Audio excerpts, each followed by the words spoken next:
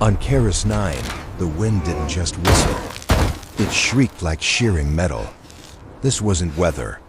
It was a constant, abrasive force known as magnetic shear, scouring the planet's surface to the bone. Lethal, beautiful frost fractals spiderwebbed across his insulated goggles, but Nate Holloway ignored them. His focus was on the metronomic crunch of his own boots on the permafrost, a desperate rhythm against the chaotic symphony of the planet.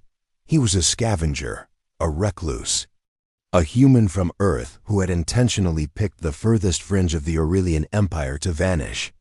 Keras 9 was a ship graveyard, littered with the wrecks of those who'd miscalculated their jumps or fallen to frontier violence.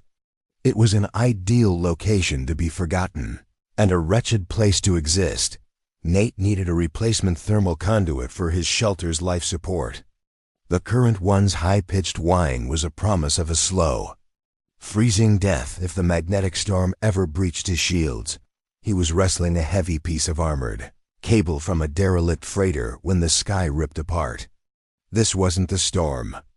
This was a high-velocity entry, a metallic scream that momentarily drowned out the planet's howl. He dove for cover behind the freighter's bulk, his breath instantly fogging his mask.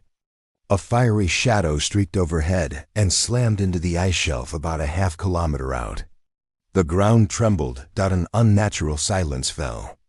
New wrecks meant rivals. Scavengers, pirates, or even a Dominion Guard patrol hunting for salvage violations. But it also meant valuable components. Batteries, filtration units, perhaps even rations. He waited 10 minutes. The magnetic wind was already encasing the new crater in glittering frost. No engines reignited. No one climbed out. He began walking. It wasn't a freighter. It was a high-spec lifepod, sleek and proprietary. It was cracked open like a broken egg from the impact. Civilian markings. No faction broadcast.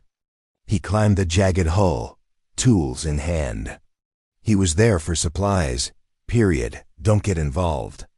That was the mantra that had kept him breathing since the Calidris annihilation. He'd gotten involved back then. The screams still haunted his sleep. He sliced through the inner hatch. The air was stale, thick with the scent of ozone and sheer terror. The pod's internal systems were dead. No warmth. He spotted them clustered in the back, a heap of tattered cloth and limbs. He mistook them for cargo until one of the rags stirred. Huge, dark, liquid eyes stared back. Not human. There were 5 of them. Children. Humanoid, but incredibly frail, with skin the shade of pale lilac and ash. They were emaciated, their limbs like twigs, their faces gaunt. Their gaze held an animalistic terror that clearly predated the crash. One, a small girl with defiant eyes, hissed at him. Torah. Another, slightly older, Ivy, shielded the smallest boy, Pox, who was clutching a dead circuit board. Another boy, Kelm, tried to hide behind a conduit. The final girl, Mary, just stared, tears freezing on her face. Nate stood there, the storm raging outside, the dead cold within. This wasn't salvage. It was a life-altering complication. He'd come to this rock to be erased by the universe. He looked at the small, crying girl, Mary, who was shaking in a violent, uncontrollable tremor. He let out a heavy, resigned sigh, the sound of his carefully built solitude shattering. "Fine," he grumbled, his voice rough in his helmet. "It's warmer at my place. Move." Nate's workshop was a scar tissue structure, half buried in the ice, built from the scavenged hulls of 3 capital ships. It was his fortress, his prison. He ushered the children through the airlock. The wave of warm, recycled air hit them, and they nearly buckled. Pox, the smallest, stumbled, and Nate caught him. The boy felt weightless. "Sit." Nate pointed to a stack of insulation blankets. They huddled together, watching him. Torah, the defiant one, still looked feral, ready to bite. "You're freezing." "I'm fixing it," Nate announced, mostly to himself. He turned his back on them and got to work. This, he understood. Machines. Tangible problems. He was fabricating a localized thermal reactor, a makeshift furnace. He didn't use the forge heart, but he felt it, a low thrum in his chest, a strange warmth in his hands. The biotech core fused to his being. The secret he'd carried since his discharge whispered to him. It told him he could align the molecules, reshape the metal with a thought, make the fusion perfect. Nate gripped his gloved hand. No, he'd sworn an oath in the ashes of Calidris. He would remain a man, not the weapon they'd made him. He finished the weld with a plasma torch. The reactor sputtered, then caught with a welcome orange glow. Next food. His stores were low. He had half a water canister and 2 bricks of metal kelp nutrient paste. It tasted like oxidized metal and failure. He heated it with purified water into a lukewarm gray slurry and poured the concoction into 5 chipped bowls. He carried them over. The children flinched. "It's not chocolate," Nate said, crouching. His attempt at reassurance came out rusty. "Chocolate is probably reserved for planets with a real sun. This, well, it's soup. Electrolytes, probably." He held out a bowl. They stared. "Look," he said, taking a sip from one. He suppressed a gag. "See? Safe. Tastes awful, but it'll stop the shaking." Finally, Ivy, the oldest, slowly extended a thin hand. She took the bowl. She looked at it, at him, and back at the soup. She took a tiny sip. Her eyes widened, not in pleasure, but in the raw shock of sustenance. She began to drink, fast and desperate. One by one, the others followed as Nate watched them. A sharp, sudden pain shot through his temples. It wasn't the storm. It felt like a static-filled connection suddenly clearing. He rubbed his forehead, blaming exhaustion. He didn't know it, but this simple act of providing warmth and food had just forged an ancient biological imperative. He, Nate Holloway, had just formed an anchor bond. He had become the nurturer to the 5-fold royal cortex. He just knew his head hurt, and he had 5 new mouths to feed. He turned to his console to check the storm's status. His comm unit, normally dark, was decoding a high-priority broadcast on a restricted Dominion frequency. Nate watched as the data resolved. His blood ran cold. It was an Imperial-scale bounty. Capture alive, high-priority assets. Displayed on the screen, in cold blue light, were the rendered faces of the 5 children, now asleep by his new heater. The hunt was on. They weren't fleeing a simple crash. They were fleeing him. "Rawl," Nate whispered. The name felt like ash. Prime Marshal Rawl, the butcher of Calidris, the man who enforced Empress Celine's will with plasma fire. The galaxy's war had just found him. Nate's demeanor shifted. The tired scavenger disappeared, replaced by the soldier he'd tried to bury.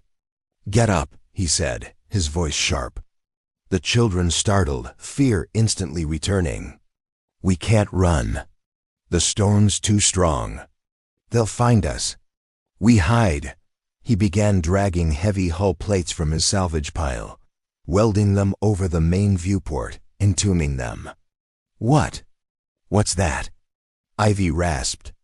"Shielding," Nate said. "The walls are deep enough to scatter a scan, but the door is weak." They watched him, terrified, trapped with a stranger as the monsters closed in. He felt the forge heart thrumming, offering him the power to turn the workshop into a fortress, to turn the scrap outside into a minefield. He suppressed the urge. Using the forge heart meant losing himself. The storm outside didn't just die down. It unnaturally ceased. The shriek of the wind was replaced by a heavy, weighted silence. Nate froze, cutting the torch. Then, a low-frequency thrum vibrated through the ice. Not wind. Propulsion. Thump. Thump. Thump. A dropship. It was landing directly on top of them. Dust sifted from the ceiling. Blinding floodlights punched through the viewport he was still sealing. A voice boomed across the ice, amplified and arrogant. "Occupant of the structure. This is the Dominion Guard. We know you have the assets. Surrender the children, and you will live. You have 1 minute." Nate looked at the 5 children huddled by the heater.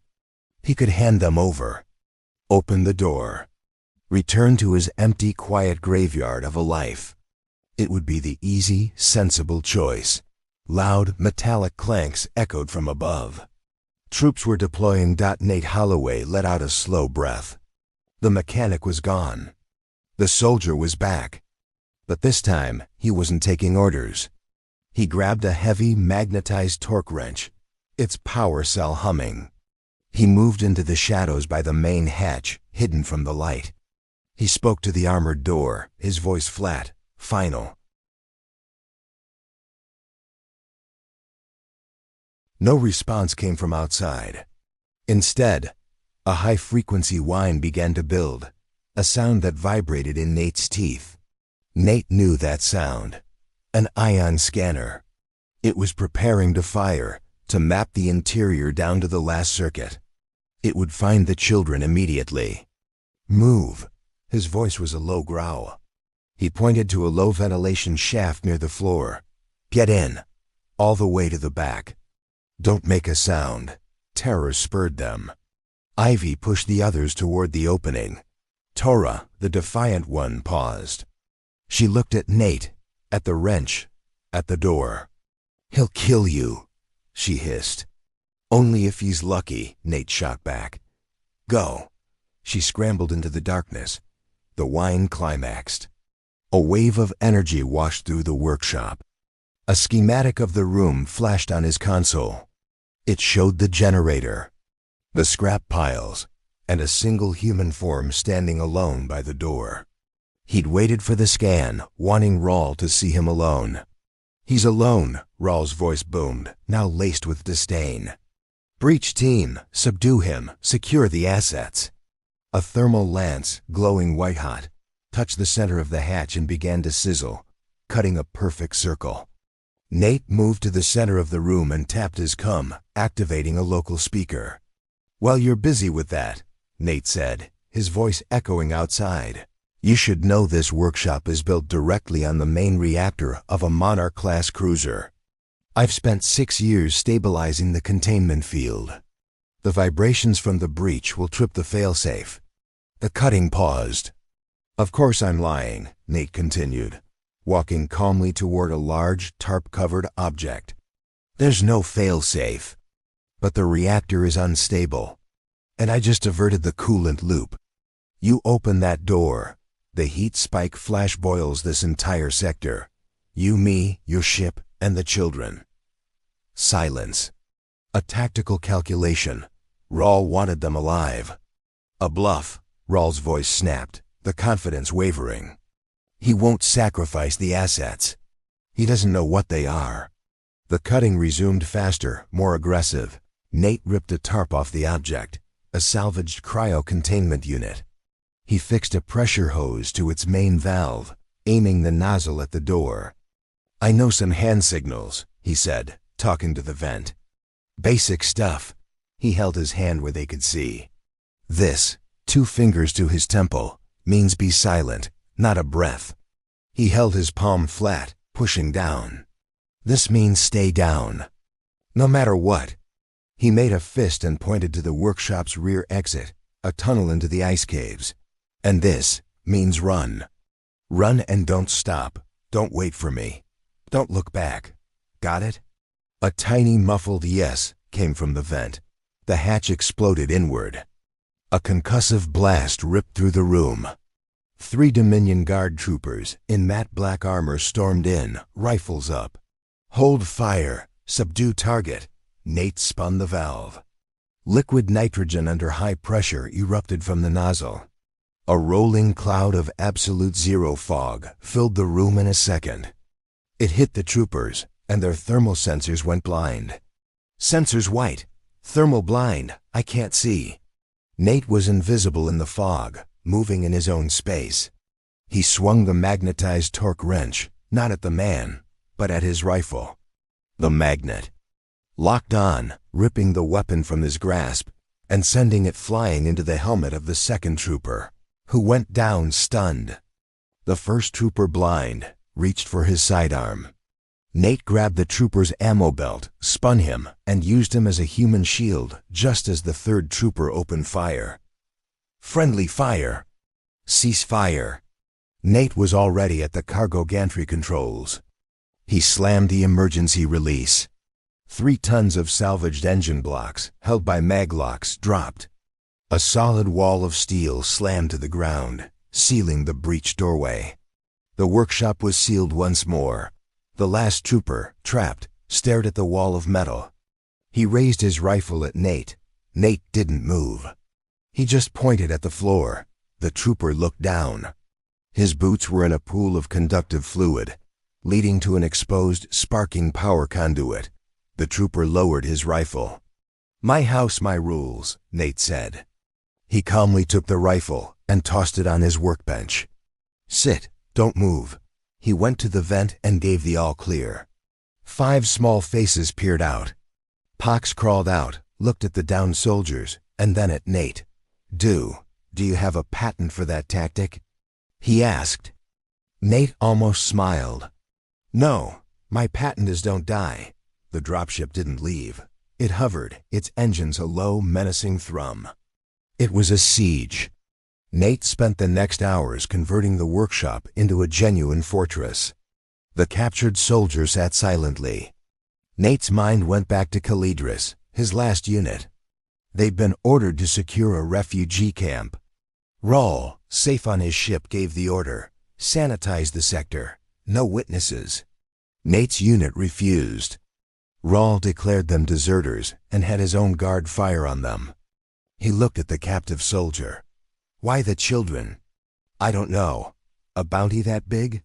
Rawl doesn't leave loose ends. You saw me fight. You're a witness. You're as dead as I am." The soldier's face paled. Nate turned to his console, scanning for an escape route. He found something else. A forbidden rumor about the throne engine, the ancient heart of the Empire. And a god in the machine. It could only be awakened by the seed line. 5 royal heirs who, when united, held the biological key. "Seed line," Kel whispered from behind him. He wasn't asleep. The men who captured us. They kept saying they'd found the seed line. The pieces clicked. Rawl wasn't just enforcing order. He was planning a coup. He wanted the throne engine for himself. Nate's private com chimed. An encrypted message rooted around the jamming. "Location compromised. Flee to Lipa station. All eyes await. I will find you." It was signed with a single stylized S. Celine. The Empress? He dismissed it. A trap. He was trying to boost the shields, interfacing the lifepod's core with his own. Generator. But the systems were incompatible, shorting out. He was deep in the wiring when a small hand touched his arm. He spun. It was Mary. She pointed at the sparking console. "It hurts," she whispered. "It's just fried circuits." "Go back to the heater." She didn't move. She reached out her tiny hand and placed it on the console. "Mary, don't." A brilliant azure light flared from her hand. A glowing, complex sigil of a crown and star, invisible until now, burned on her wrist. The generator's sputtering whine smoothed into a powerful, stable hum. The shield indicator, which had been in the red, suddenly spiked, climbing past 500%. "Stabilizing at an impossible level." Nate yelled, clutching his head. The chime. It wasn't a chime. It was a thunderclap. A blinding connection. He felt her fear, her innocence, and the surge of power. The anchor bond. It was real. Mary stared at her glowing hand. Before Nate could speak, a new alarm blared. Rawl's voice, no longer patient, but filled with a triumphant, murderous rage. "Your power surge just gave us a perfect target lock, Hermit." Nate scrambled to a crack in the viewport. The dropship's belly had opened, revealing an ion cannon, glowing with terrifying blue light. Rawl was finished waiting. Nate had maybe 3 seconds. "The rear tunnel," he yelled at the children, signaling. The signal. Run! He shoved the terrified Dominion soldier. Go with them. Nate stood alone. He closed his eyes. He'd sworn never to be that monster again. But the anchor bond. This wasn't for an empire. It was for them. He opened his palms. The world dissolved. He no longer saw scrap. He saw molecules. He saw the atomic lattice of the hull plating. He pulled. Metal groaned, reweaving. He tore the salvaged thrusters from their mounts, fused them to the quantum core from the lifepod, and wrapped it all in the heaviest plating. He didn't build a ship. He forged a high-velocity battering ram. The ion cannon fired. A spear of blue-white energy hit. The supercharged shields flared, held for one agonizing second, and shattered. The workshop, his tools, his sanctuary, vaporized. But Nate was already gone. His creation, a brutal teardrop of raw metal, had blasted backward, driven by the thrusters, into the ice tunnel. From his command ship, Rawl watched the ice shelf turn to steam. Confirm asset neutralization. Sir. New high-velocity signature. It came from inside the blast. The scrap metal projectile erupted from the side of the ice shelf, a comet of raw power. All fighters, Rawl roared. Destroy him. Inside the cockpit, vibrating so hard his teeth ached, Nate fought the controls. The children, he had to find them. A beacon flashed. Pox! He was still holding that piece of dead circuitry. It wasn't dead. It was a locator. He crash-landed the craft on the ice near the cave mouth. A side panel tore open. In. They piled in, a tangle of limbs. Hold on! The ship blasted skyward. 6 Dominion fighters locked on, plasma fire stitching the air. Shields! Tora yelled. We don't have any, Nate yelled back. He shoved the controls forward, pushing the quantum core past all limits. He wasn't trying to fly. He was trying to jump. Coordinates? Kelm shouted. Anywhere. Nate slammed his fist on the drive activation. The uncalibrated drive tore a hole in space. The fighters fired a final volley. One shot struck the engine housing just as the universe inverted. They were gone. Lapis Station was less a station and more a chaotic cluster of asteroids, derelict freighters, and habitats lashed together with ambition and desperation. It smelled of ozone, unknown spices, and over-recycled oxygen. Nate's makeshift ship had barely held together, dropping into real space with a cherry-red hull. He'd traded the quantum core from the lifepod to the docking master for clearance and, more importantly, silence. Now, Nate and the children were just more faces in a chaotic mob. Stay close. Don't talk to anyone, Nate ordered.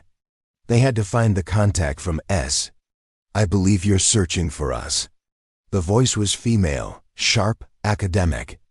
Nate spun, pushing Tora behind him.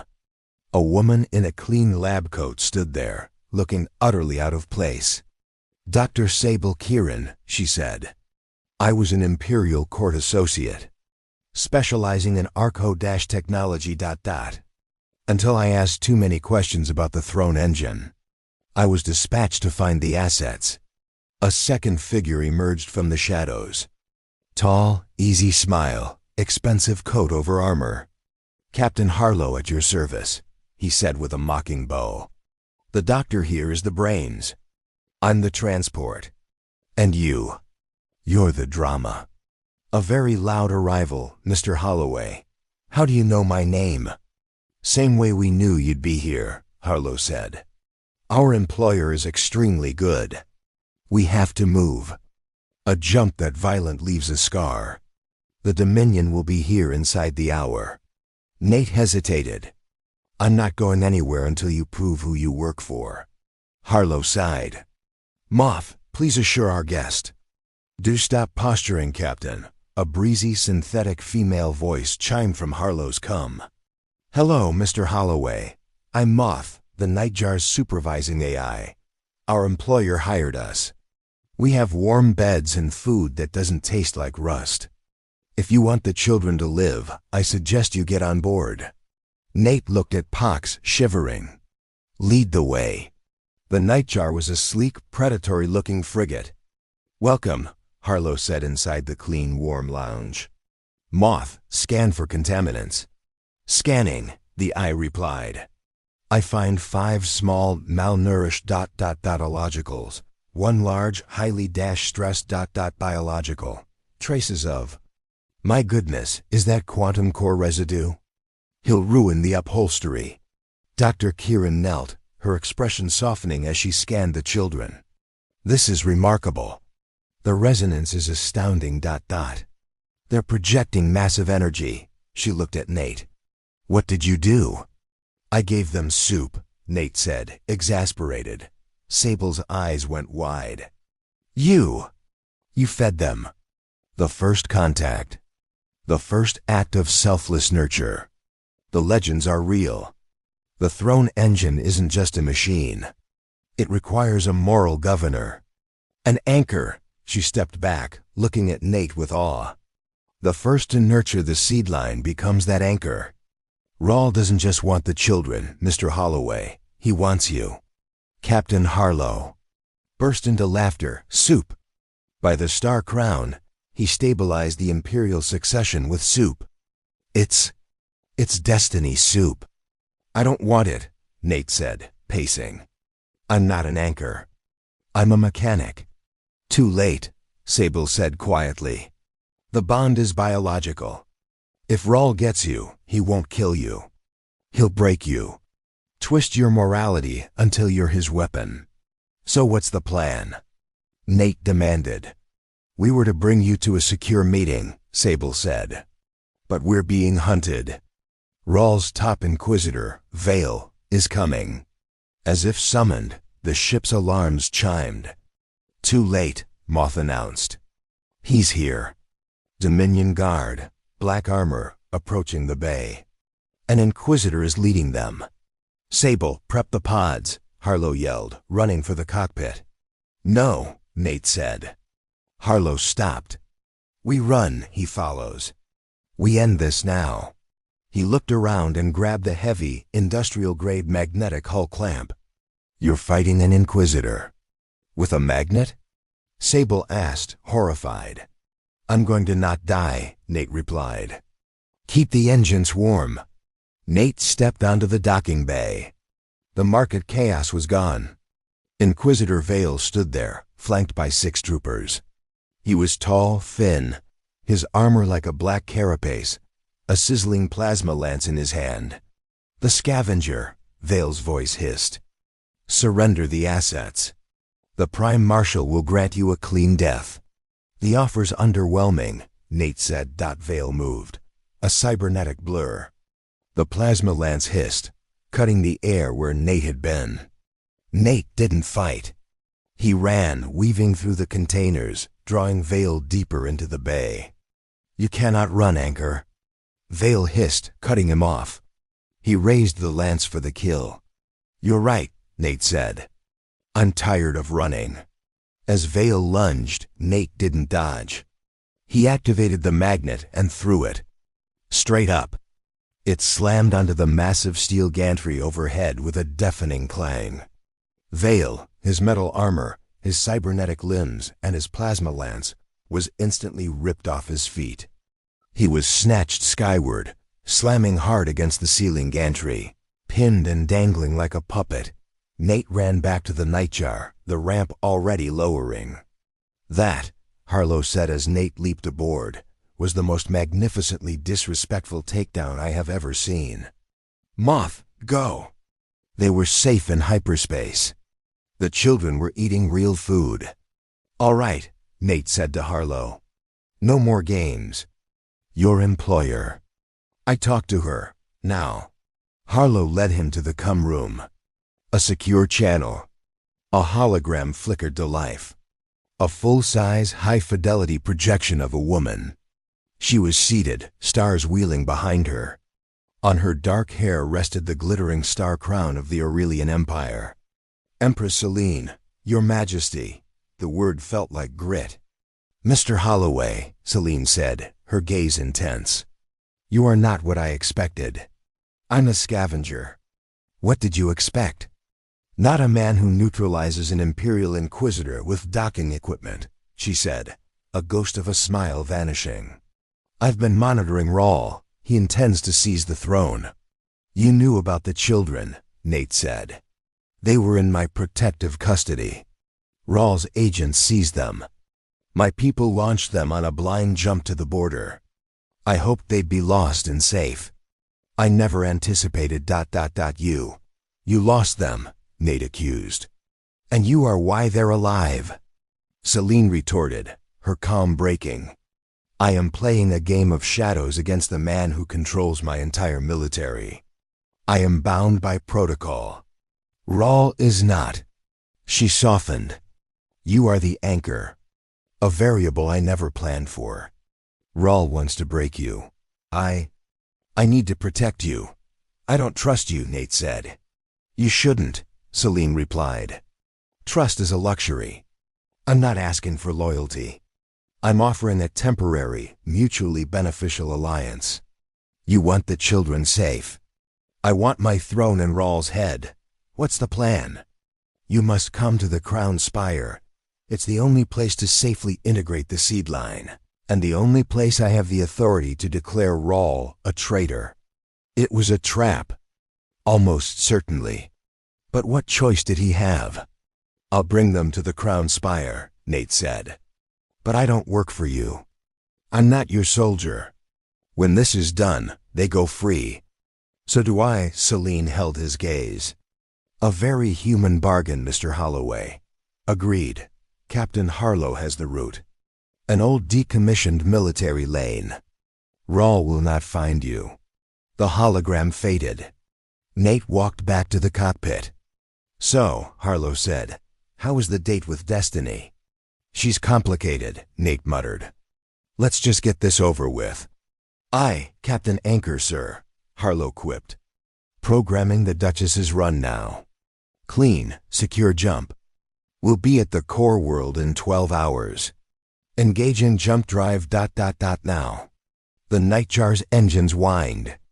The familiar sensation of hyperspace built. Jump countdown initiated, Moth's voice announced.